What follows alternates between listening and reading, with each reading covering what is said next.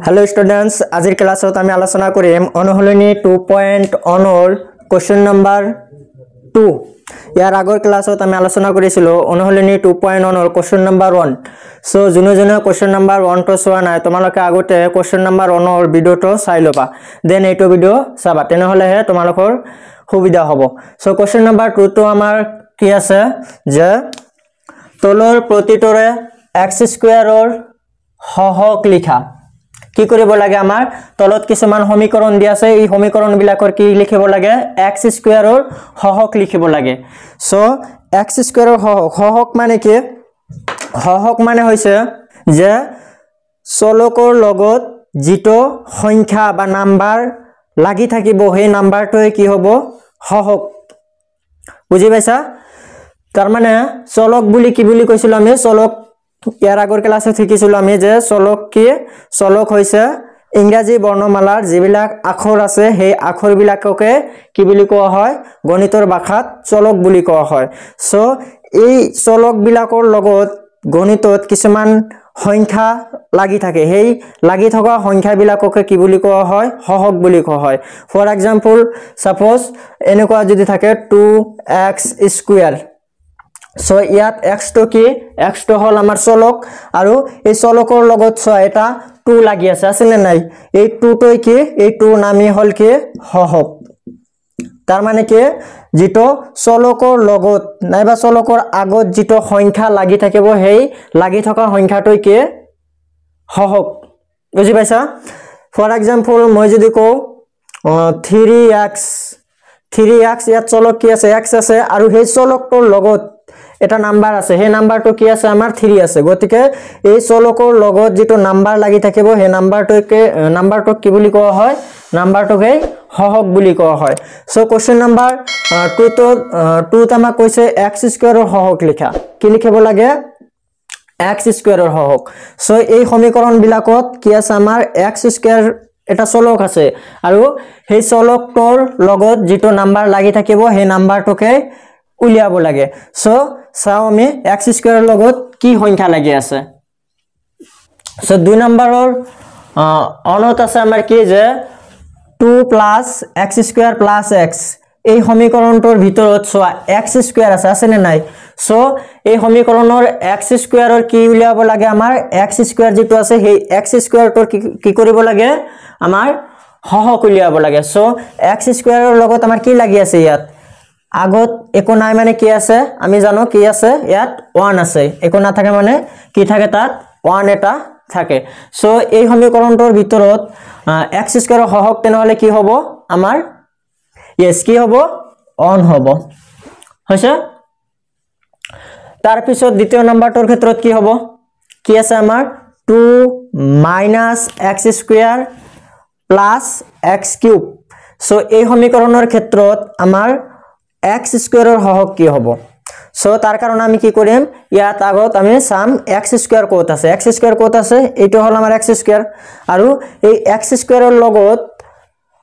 কি নাম্বাৰ লাগি আছে এই x² ৰ লগত দ্যাট মিন্স এই x² ৰ লগত পূৰণ হৈ থকা নাম্বাৰটো লাগিব আমাৰ ইয়াতে এই 2 কলে কিন্তু নহব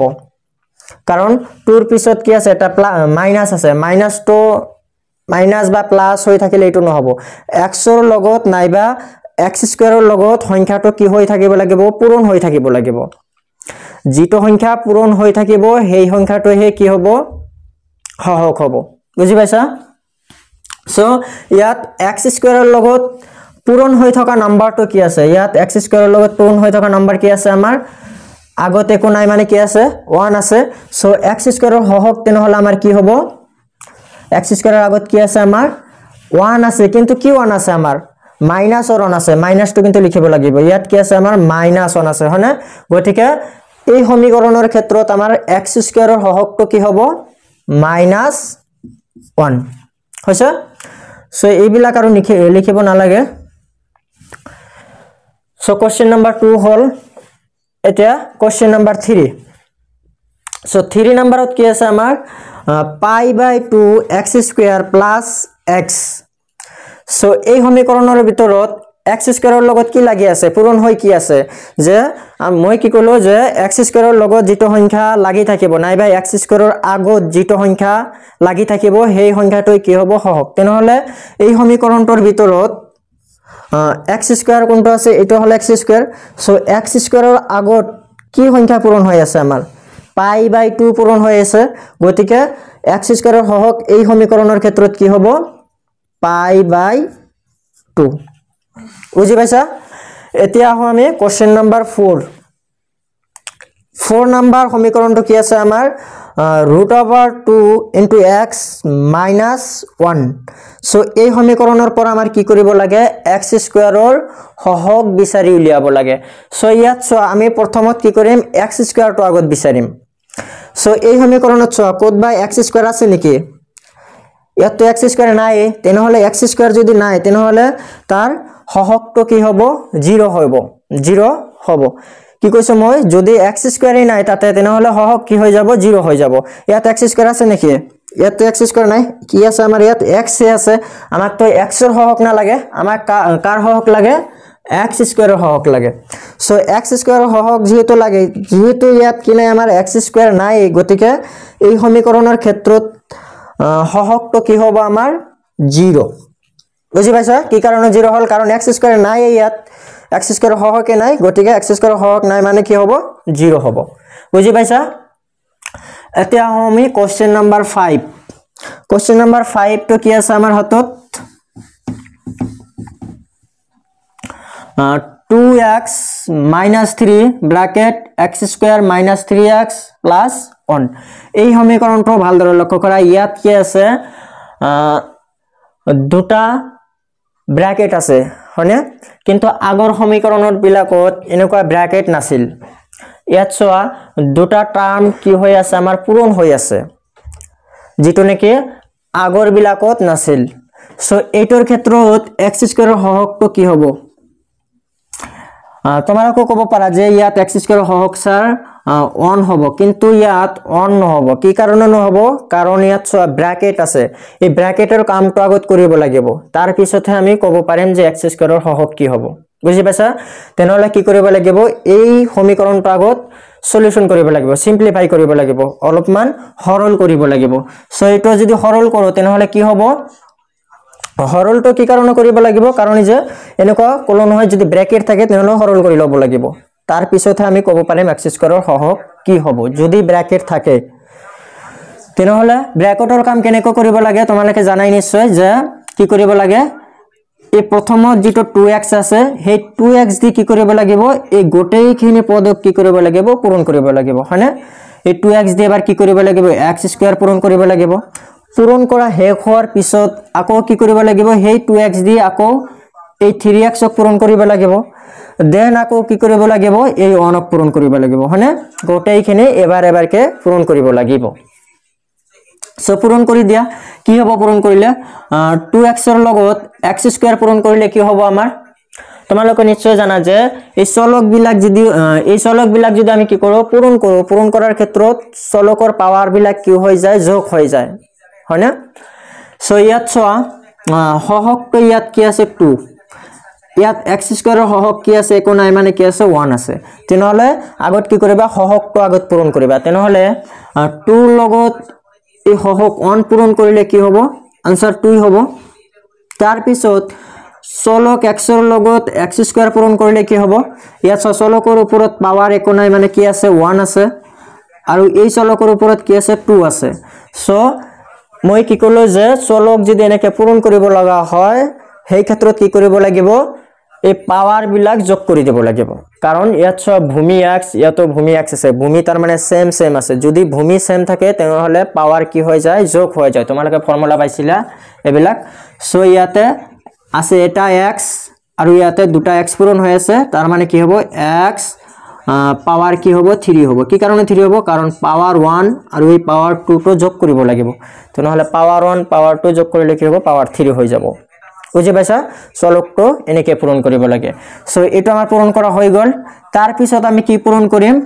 এতিয়া এই 3x পূৰণ কৰিম কি দি পূৰণ কৰিম এই 2x দি পূৰণ কৰিম হয়নে সো এক ফালৰ পৰা কাম কৰি যোৱা ইয়াতে সাইনটো কি আছে প্লাস আছে মানে 2 ৰ আগতে কোন নাই মানে সাইন কি আছে প্লাস আছে ইয়াতে সাইনটো কি আছে ইয়াতে সাইন আছে আমাৰ কি মাইনাস সো আমি জানো প্লাস আৰু মাইনাস পূৰণ কৰিলে কি হয় মাইনাস সো ইয়াত কি হ'ব মাইনাস সাইনৰ কাম হেক এতিয়া হহকটো পূৰণ কৰা হহক কি আছে আমাৰ ইয়াত 2 আছে ইয়াতে কি আছে 3 আছে তেনেহলে 2 * 3 কৰিলে কি হ'ব 6 হ'ব মানে আচ্ছা হহকৰ কাম হেক হল আমাৰ এতিয়া থাকিল চলকৰ লগত এই চলক পূৰণ কৰি দিয়া x * x কৰিলে কি হ'ব x² হ'ব হয়নে কাৰণ ইয়াৰ ওপৰত পাৱাৰ 1 আছে ইয়াৰ ওপৰত পাৱাৰ 1 আছে পাৱাৰ 1 যোগ কৰিলে কি হ'ব পাৱাৰ 2 হ'ব তাৰ মানে x² হ'ব তাৰ পিছত এই 2x দিয়ে এবাৰ কি কৰিম আমি 1ক পূৰণ কৰিম 1ক পূৰণ কৰিলে কি হ'ব ইয়াত প্লাসে পূৰণ কৰিলে কি হ'ব প্লাসই হ'ব 2x ৰ লগত 1 পূৰণ কৰিলে কি হ'ব 2x হ'ব কাৰণ 1 ৰ লগত যেটো বস্তু পূৰণ কৰা যায় হেটো বস্তুই হয় তাৰ পিছত 3 দি এবাৰ আমি গোটেইখিনি পূৰণ কৰিম কি কৰিম আমি 2x দিয়ে যেনেকৈ পূৰণ কৰিলো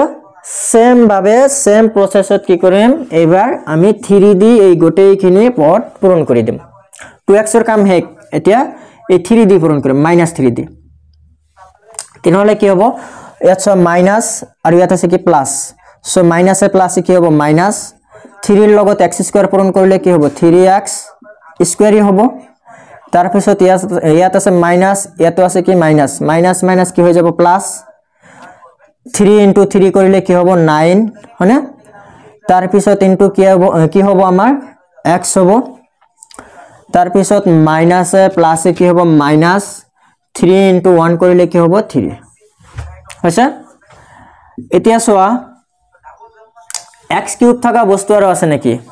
x³ ওপৰত পাৱাৰ 3 থকা বস্তু ইয়াত আছে নেকি নাই গতিকে আমি এটু কেনেকৈ লিখিম 2x³ তাৰ পিছত সোয়া x² থকা বস্তু আছে নেকি x² থকা বস্তু এটো এটা আছে আৰু ইয়াত এটা আছে x²। সো ইয়াত সোয়া মাইনাসৰ 6x² আছে আৰু ইয়াতে কি আছে মাইনাসৰ 3x²। সো ৰিজাল্ট কি হ'ব আমাৰ দুয়োটা মিলে যেহেতু দুয়োটাৰ আগতে কি আছে মাইনাস সাইন আছে যদি দুয়োটাৰ আগতে মাইনাস সাইন থাকে তেনেহলে কি কৰিব লাগে মাইনাস সাইনটো বহাব লাগে মাইনাস সাইন আছে না ইয়াতো মাইনাস আছে ইয়াতো মাইনাস আছে সো দুয়োটাৰ আগতে মাইনাস আছে যদি দুয়োটাৰ আগতে মাইনাস সাইন থাকে তেনেহলে কি কৰিব লাগে মাইনাস সাইনটো লিখিব লাগে তাৰ পিছত এই সংখ্যা দুটা যোগ কৰিব লাগে তেনেহলে 6 আৰু 3 যোগ কৰিলে কি হ'ব 9 তাৰ মানে 6টা x² আৰু 3টা x² যোগ কৰিলে কি হ'ব আমাৰ 9x² বুজি পাইছা এতিয়া সোয়া x থকা বস্তু আছে নেকি x থকা বস্তু ইয়াতে দুটা x আছে আৰু ইয়াতে 9টা x আছে তেনেহলে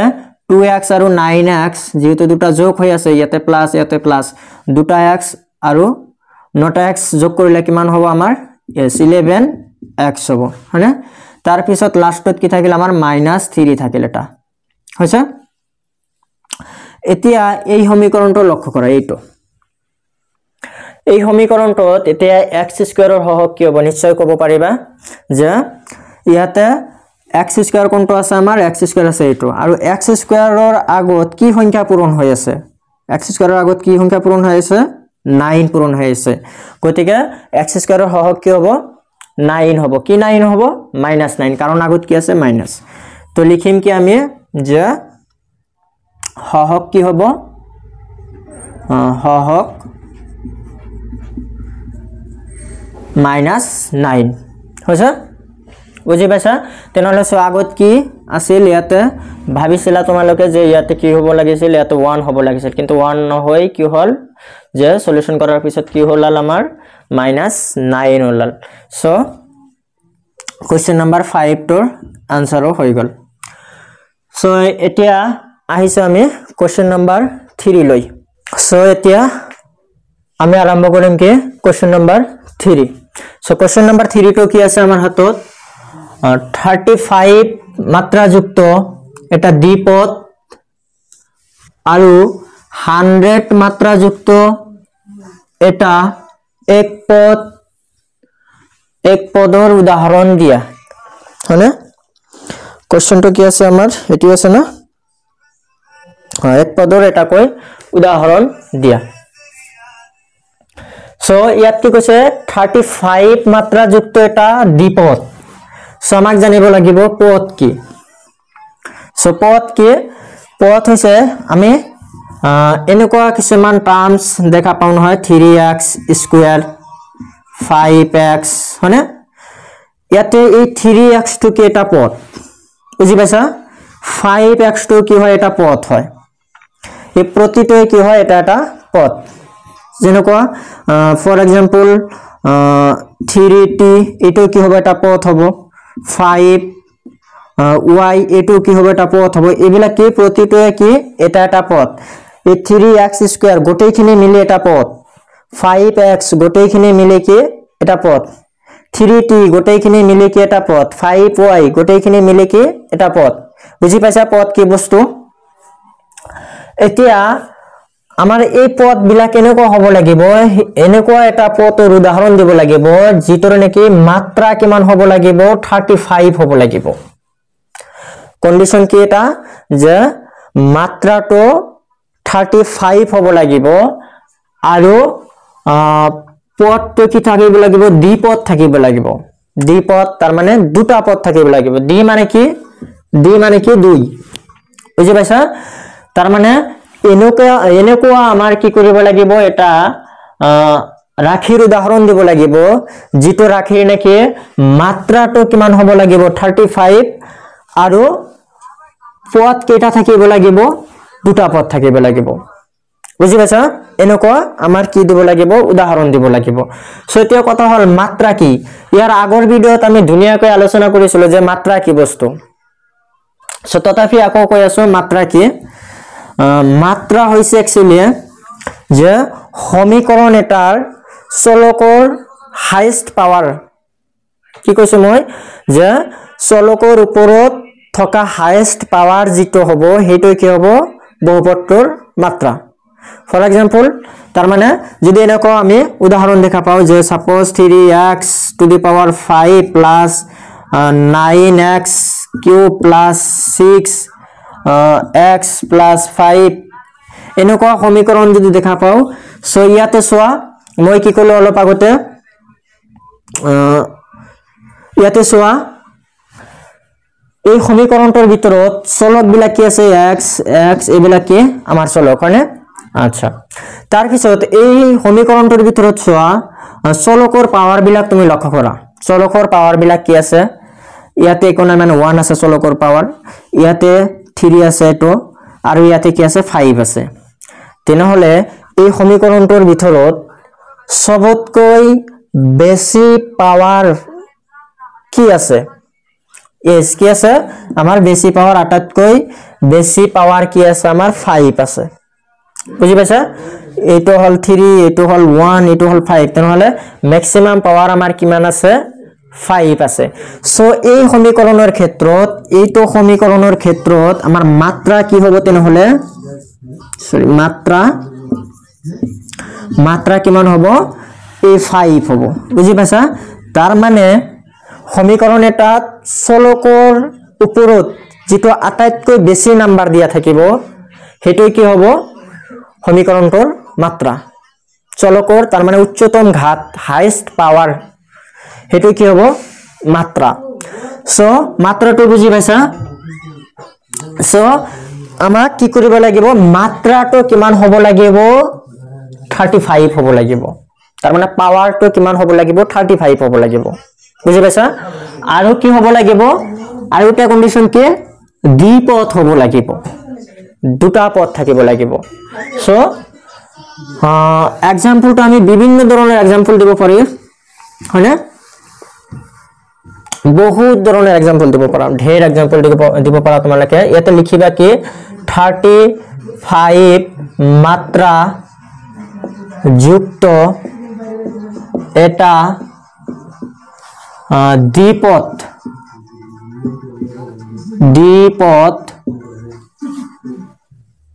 দ্বিপদৰ